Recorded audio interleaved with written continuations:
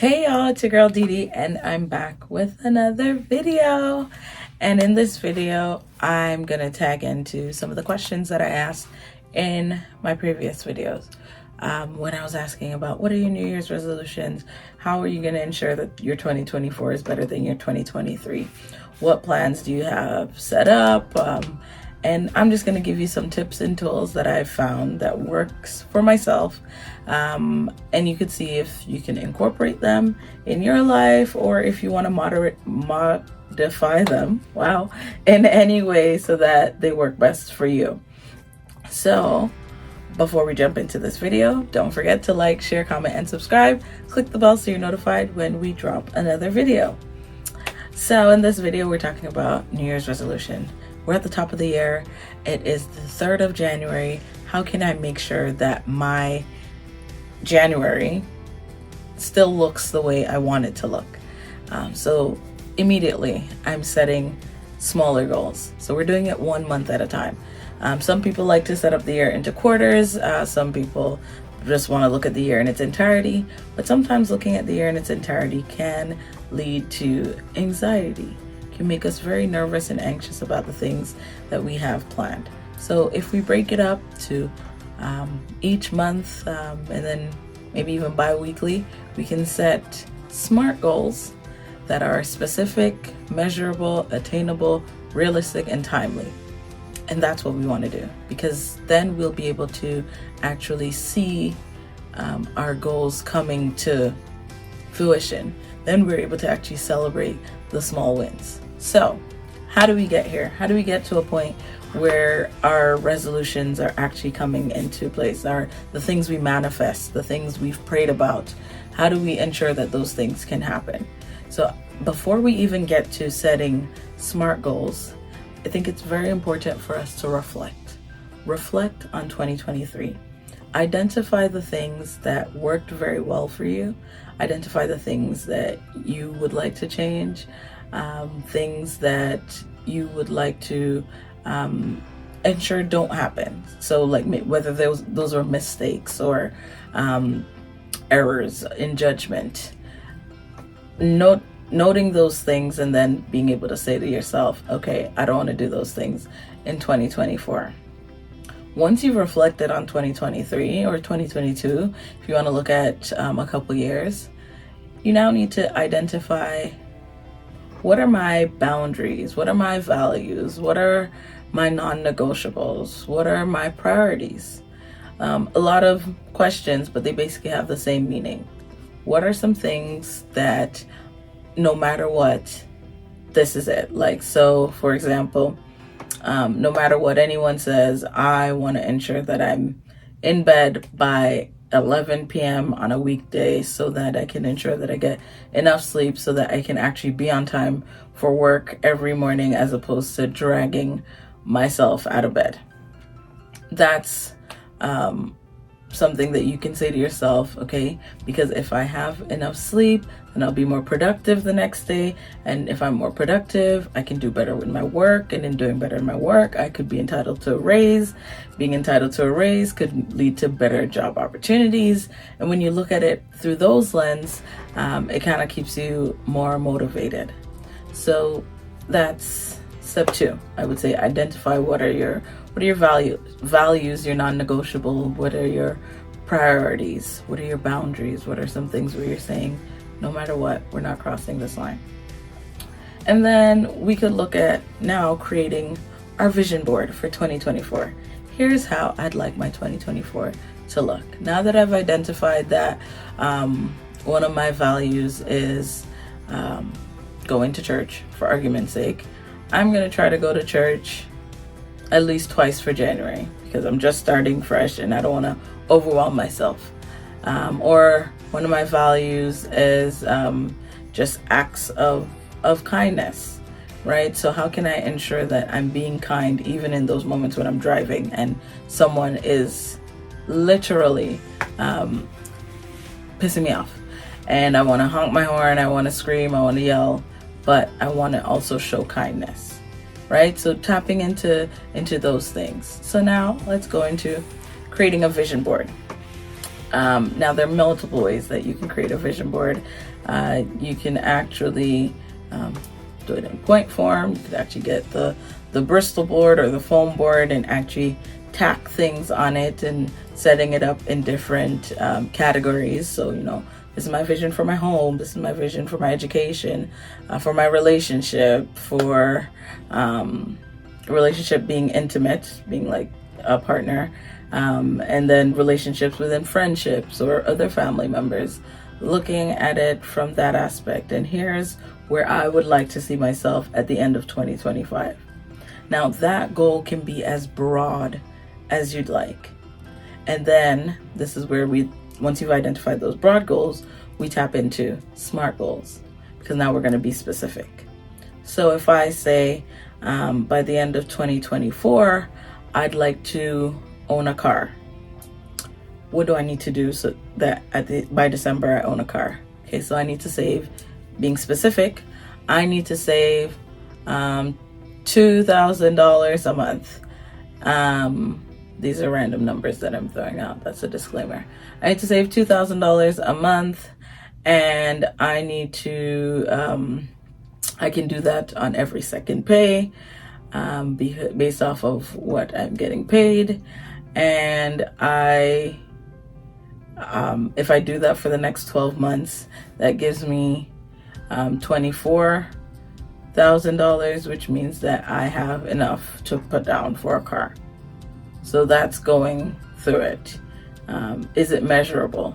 The point where I said, yeah, based off of what I get paid, I could actually do this. The biggest part about setting SMART goals is that R, being very realistic. If it's not realistic for you to get the specific car that requires you to have $24,000 as a down payment, then maybe you want to consider another car. One that maybe requires $12,000 down, so that all you have to do is save $1,000 each month. So being mindful of those things. And then once we've set up these SMART goals and we've done our vision board, so we have the big goals listed there, we can now tap into the art of flexibility, for lack of a better term. So as we know, life is not just a flat plateau. Life has its highs, and sometimes those highs are high, very high, and it has its lows, and sometimes those lows are very low. What do you do in those moments? Can your goal be flexible enough to handle when life gets really high and when life gets really low? And these are some things that we have to prepare for, we should be preparing for when we're setting our resolutions or our goals for the new year, right? Because anything can happen.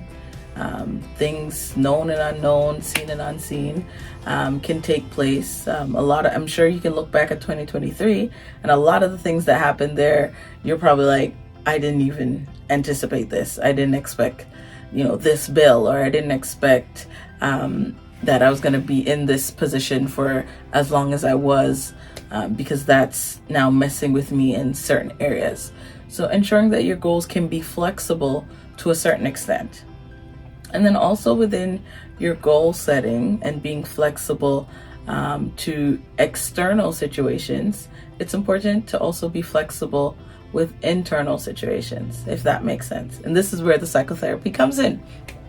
So that means that there may be moments where you'd like to do something and it makes sense. And at January, it makes sense for you to want to do something. But something happens throughout the year and you start to experience a low, a feeling of sadness, possible depression, internal things are happening. It's in that moment that you have to tap into that flexibility where you're able to be kind to yourself. You're able to say, it's okay that I'm currently going through this situation, because I've kind of prepared myself for this, in the sense where I've been making sure that all the goals I've been setting have been realistic and specific enough, and they have what my parents would call wiggle room. Make sure you have wiggle room so that if anything happens, you're prepared and you can catch up if needs be, right? So that's where some of those internal things come from, and being able to find that balance. And the internal aspect, one of the best ways we can manage that is through mindfulness. So mindfulness is basically being self-aware. So being able to identify, you know what, yes, my chest is very tight right now, so I think I'm experiencing some type of anxiety. And that's just a common symptom, so that's the one I'm throwing out, but it can show up in many different forms, in many different ways, right? So getting in tune with your body, so knowing what's happening for me right now, what's going on in this moment, in the moment where you're making your New Year's resolution. You know, do I feel excited about this goal, or is this goal something that has been forced on me? Is this someone else's goal? Is this what someone else would like to see of me and not what I want to see of myself? Can I identify the emotions that are coming up for me in this moment as I'm talking about this?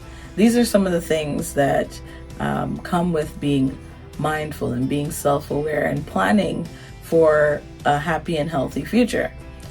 I think it's also important at this point, I'll tag in that mental health is not just, it's not, how do I word this? It's not any less important than physical health. I think it's important, they equate to one another in the sense where as much as you'd like to go to the gym to work out on your physical body, it's important to take some time for your mind. And that doesn't just include relaxing, but it's also taking that time to become self-aware, to notice what emotions come up for you when you're talking about a specific thing, a specific goal. Do I get excited when I think about the goal of like meeting my financial goal? Do I get excited when I think about my educational goal? Or do these things, you know, bring on a lot of fear? Do they bring on anxiety?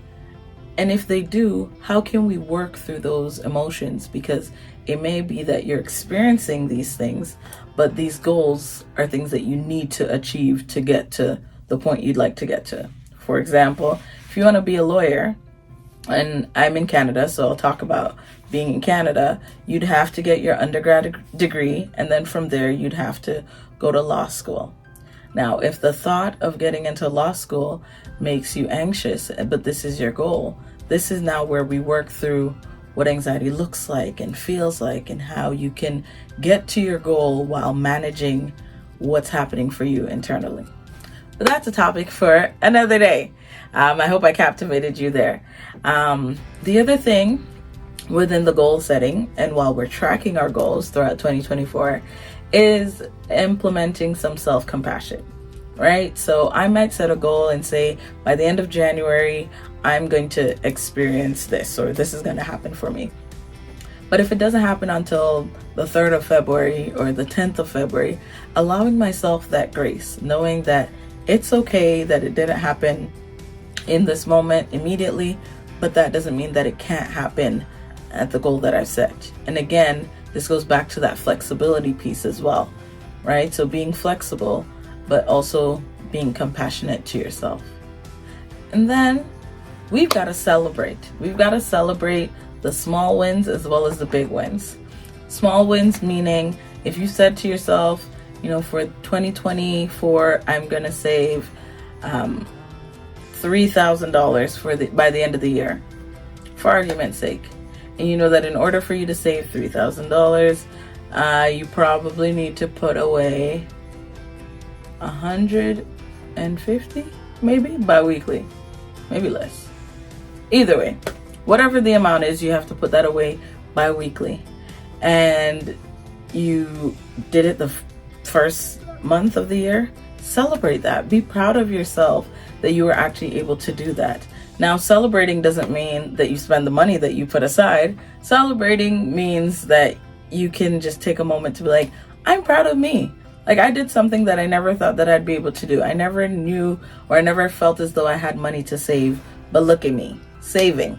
So celebrating that and allowing yourself and your mind to be proud of you in that moment will help in also giving you that motivation to continue with whatever goal it is that you set for yourself.